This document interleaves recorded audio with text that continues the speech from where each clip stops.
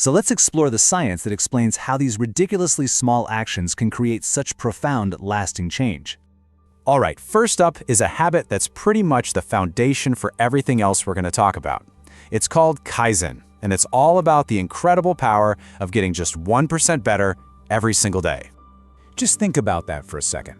Instead of saying, okay, I'm going to write a whole book, the Kaizen way is to say, I'm just going to write one single paragraph today. It's all about consistency over intensity.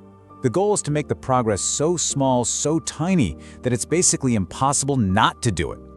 Now, this is where it gets really cool, the neuroscience of it all. When you set some huge, scary goal, it can actually trigger your brain's fear center, the amygdala, which is what leads to procrastination and shutdown. But a tiny 1% improvement, that does the exact opposite. It releases a little bit of dopamine, the brain's reward chemical. This creates this amazing positive feedback loop that actually builds your motivation and makes the change stick around. So the key insight here?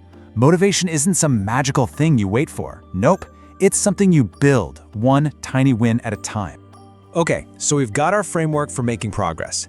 Now let's apply that same idea to our minds. We're going to look at 2 habits designed to cut through all that mental noise that holds us back. This sounds so simple, right? But it is an absolute game changer. Instead of just instantly reacting to that annoying email or a comment or some stressful situation, you just create a moment of pause. You just quietly observe your own internal reaction before you actually act on it. Now that pause isn't a passive thing. You're actively training the part of your brain that's responsible for good decision-making, the prefrontal cortex. This little practice strengthens what scientists call cognitive restraint, and it builds a buffer between something happening and how you respond to it.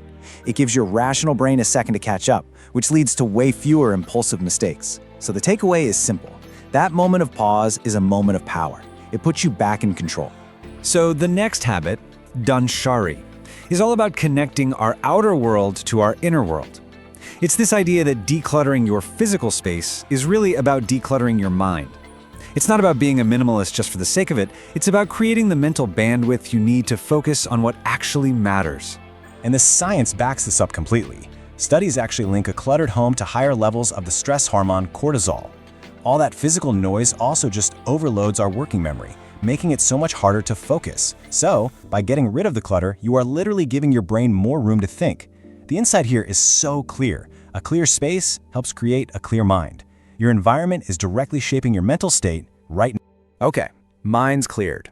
Now, let's talk about tuning into the incredible wisdom that our bodies already have.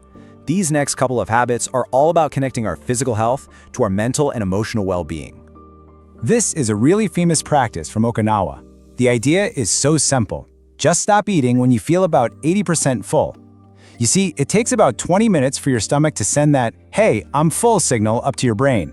So this habit just creates a natural buffer to stop you from overeating. But it's about so much more than just portion control.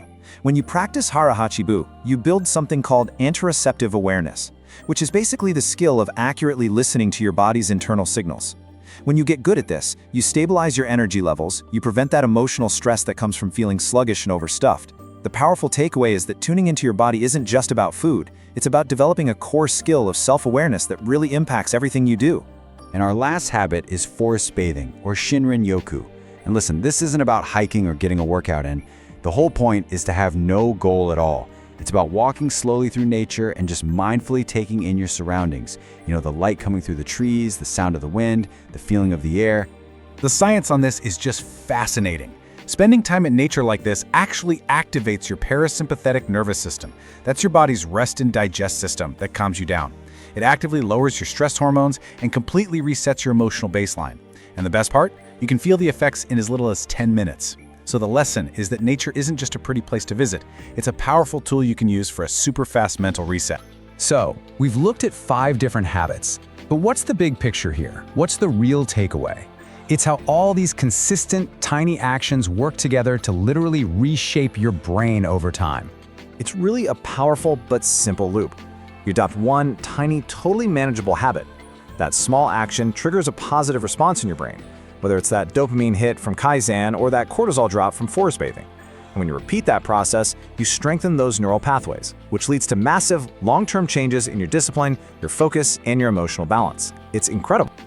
So that leaves us with one final thought. All of these habits prove that you don't need to completely overhaul your life overnight. You just need to start small. So the real question to ask yourself is this: if your brain is shaped by your smallest, most repeated actions, what tiny change, what 1% improvement are you going to start with today?